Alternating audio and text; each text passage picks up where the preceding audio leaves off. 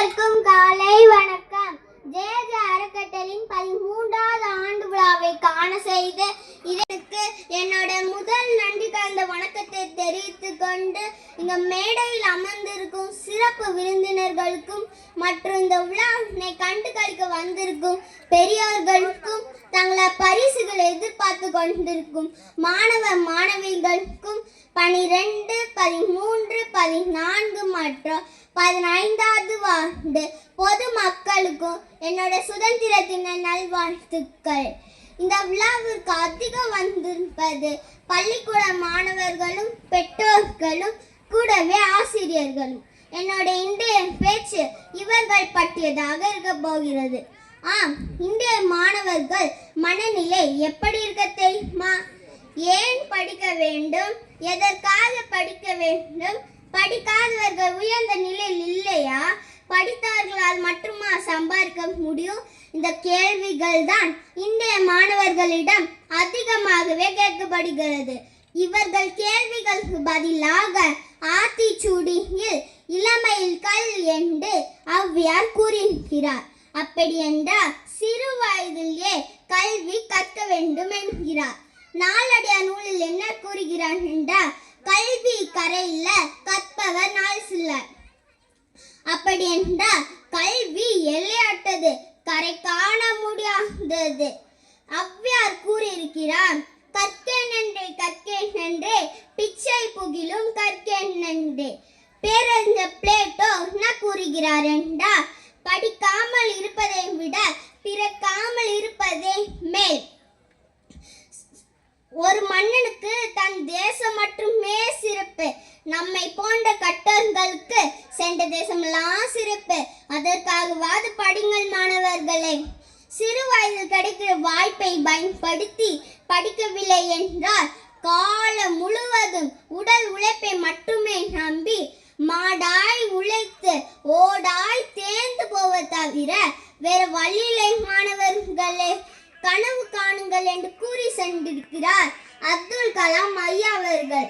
அவர் கூறியது மாணவர்களை கனவு காணுங்கள் என்றுதான். ஆனா இங்கு பெரும்பான்மையான பெற்றோர்கள் தான் கனவு காண்கிறார்கள். பெற்றோர்களே, உங்க கனவுகளே உங்க பிள்ளைகள் முன் திணிக்காதீர்கள். இன்றைய மாணவர்கள் ஆசிரியர்களை மதிக்கிறதே இல்லை.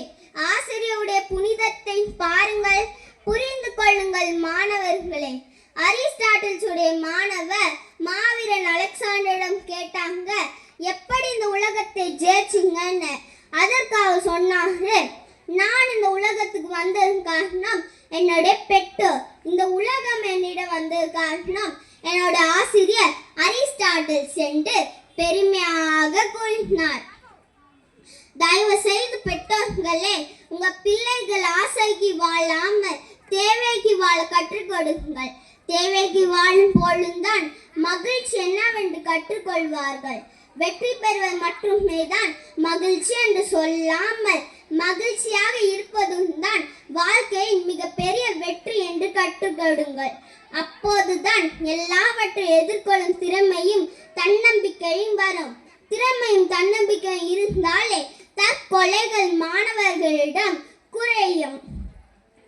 கடைசியாக ஒன்றே ஒன்று, இந்த இளைய சமுதாயம் ஏன் மகிழ்ச்சியில் காரணம் தான் தெரியுமா?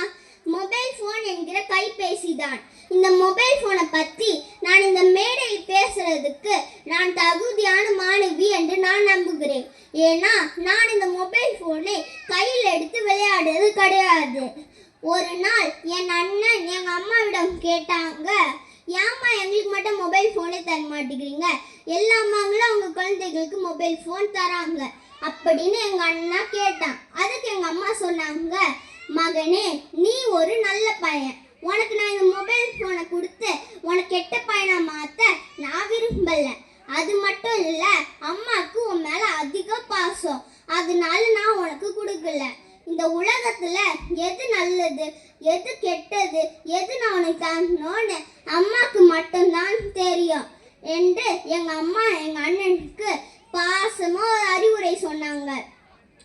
அதுக்கு எங்க அண்ணன் என்ன கேட்டாங்க தெரியுமா? அப்ப என் ஃப்ரெண்ட்ஸோட அம்மாங்களுக்கு அவங்க குழந்தைகள் மேல பாசம் இல்லையா என்று உங்க நன்றி, வணக்கம்.